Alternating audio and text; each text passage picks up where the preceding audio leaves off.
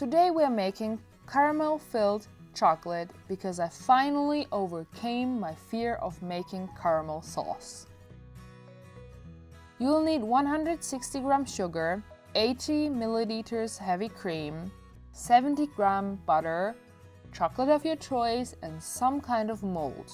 I use silicone molds, but you can use your ice cube tray as well.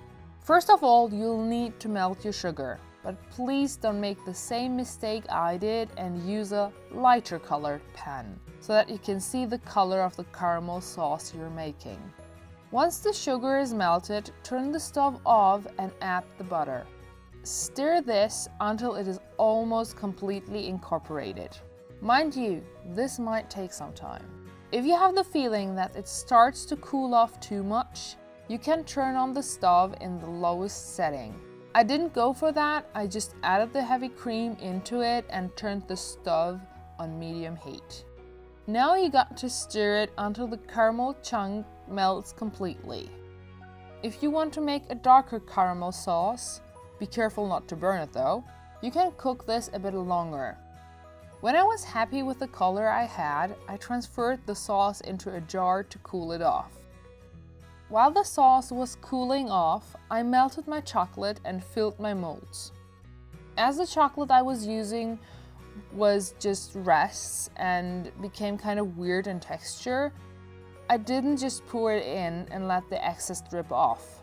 Usually I would have done that, but tough luck. I used a tiny spoon and spread it carefully. When the chocolate had set, I poured in the chocolate sauce just under the bottom of the chocolate mold. I still want to have room for the bottom chocolate after all. Let that cool as well.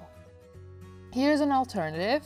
I made mini cupcake chocolate bowls and filled those with the same sauce.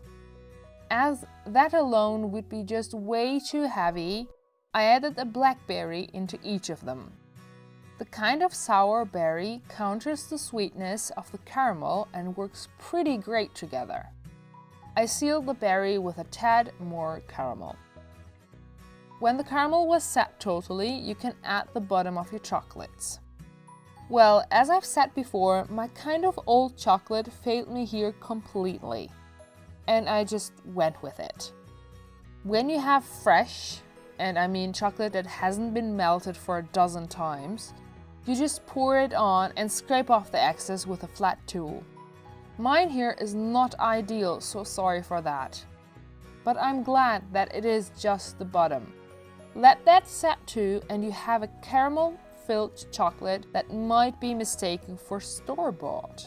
To be honest, I'm not the biggest fan of store-bought caramel, but when I tasted these, it was so much better than those. You should definitely give it a try. I'd love to see if you made this, so either tag me on Twitter or send it to me via email. Make sure to check out the other videos we have made, be it desserts or some savory good stuff. If you like this video, feel free to like and subscribe.